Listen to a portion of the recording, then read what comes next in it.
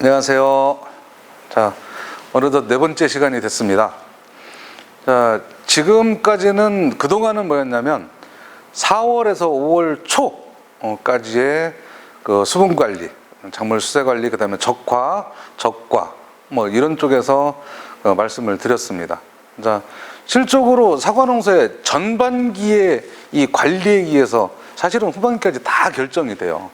예. 사과는 고시식한 40대 공무원이라고 합니다. 초반에 안 풀리면 끝까지 안 풀리는 게 사과의 특성이더라고요.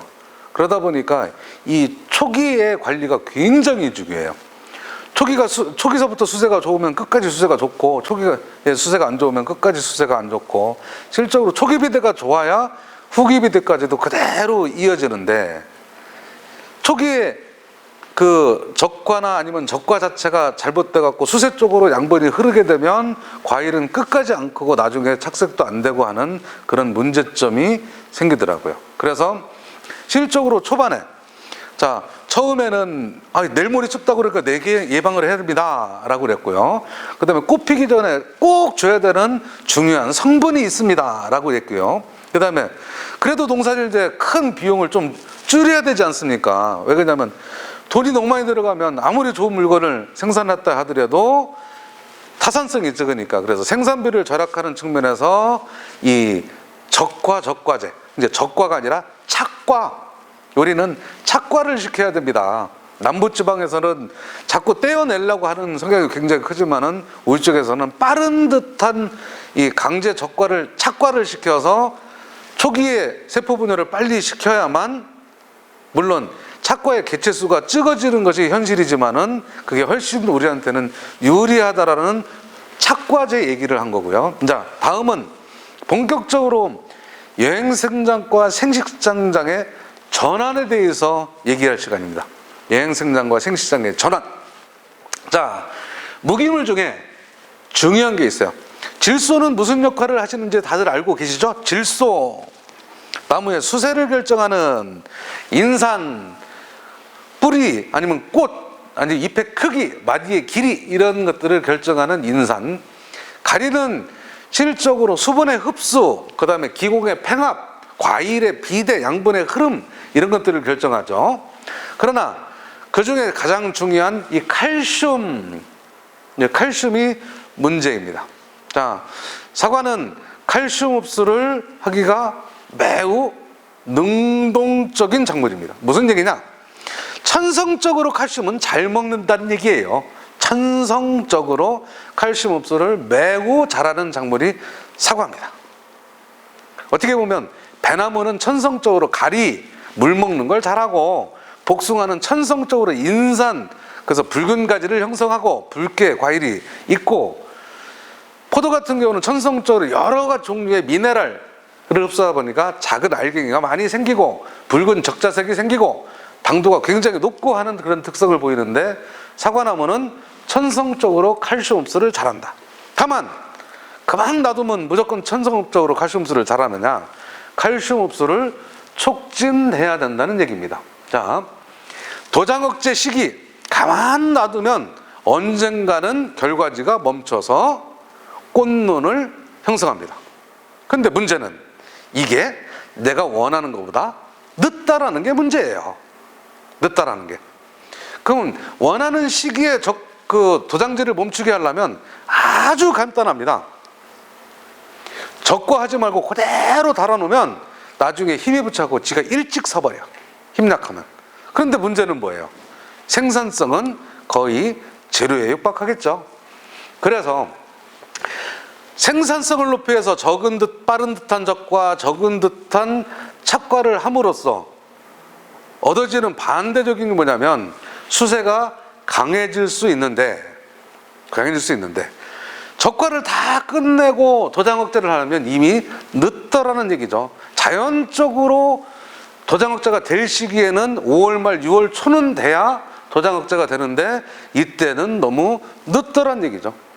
제가 원하는 짧은 단가지를 완성하기는 너무 힘들더란 얘기입니다. 특히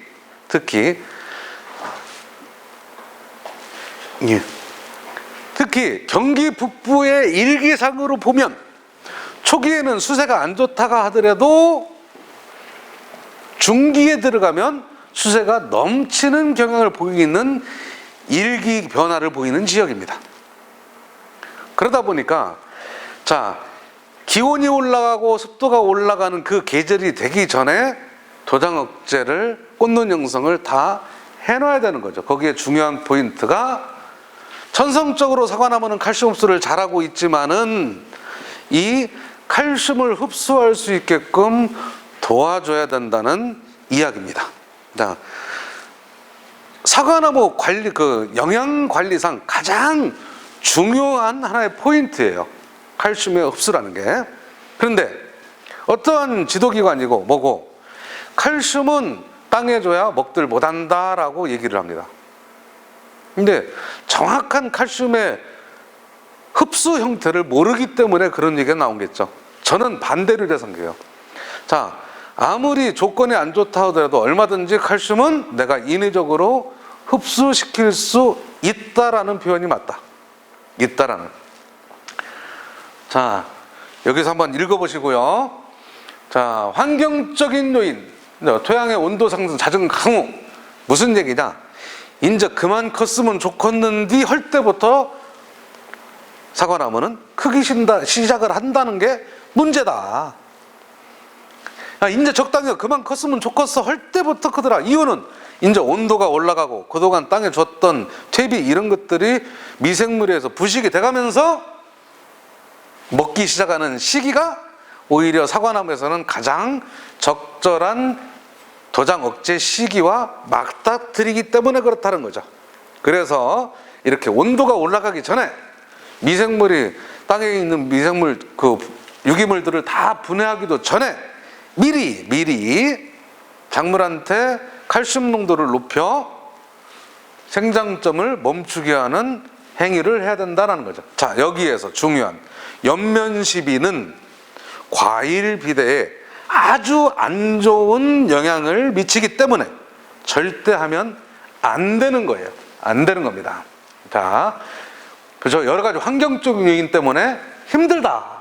또 한 가지는 뭐냐면 작물이 신초가 생장할 때는 호르몬 구성상 지가 큰 나무를 만들어야 되니까 호르몬 구성상 지베리는 합성을 많이 하는 시기다라는 거죠. 그러니까 호르몬 밸런스도 안 맞다. 두 번째는 미생물이 막 발효를 해서 땅에 있는 유기물을 분해를 시켜서 식물한테 토양에 공급해주고 식물한테 공급하는 것이 작물 성장을 하는 성분들을 주로 분해시켜 놓는다라는 얘기죠. 그래서 사람이 원하는 형태 반대로만 자연계가 이루어지더라는 얘기죠. 자, 간단하게 판단하면 자, 식물체 내 지베리는 농도가 높다고 하면 지베리는 반대인 인자를 주거나 생성하게 도와주면 된다. 자, 그 중에 옥신을 식물한테 생성하게 도와주는 가장 중요한 인자는 누가 말하게도 칼슘이라고 할 수가 있습니다.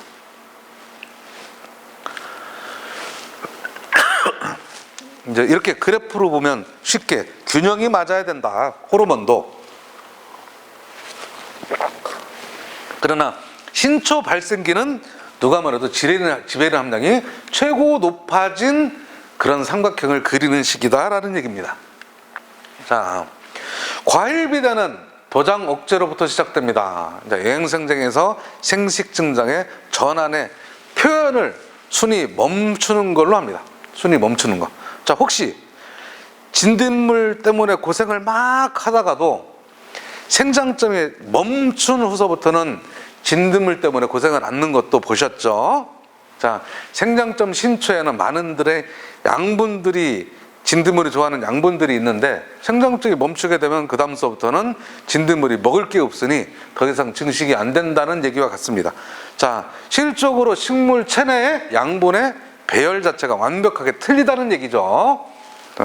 여기서 보면 옥신과 사이토, 과한 지베린을 억제할 수가 있다. 이때 옥신의 생성을 도와주는 것은 칼슘이라는 얘기입니다. 칼슘. 자, 말은 그럴싸하게 좋은데 그 시기에 칼슘을 우유에다 주면 안 된다며. 과일 비대에 영향을 주고 오히려 칼슘이 과일 표피의 동록사비의 원인이 되다 보니까 줄 수가 없다며. 그러면 뿌리에서 흡수를 시켜야 되는데 칼슘은 땅에 준들 먹으려면 15일이 걸린다는 등 아예 먹을 수가 없다는 등 그런 학설 때문에 말도 안 된다라는 얘기죠.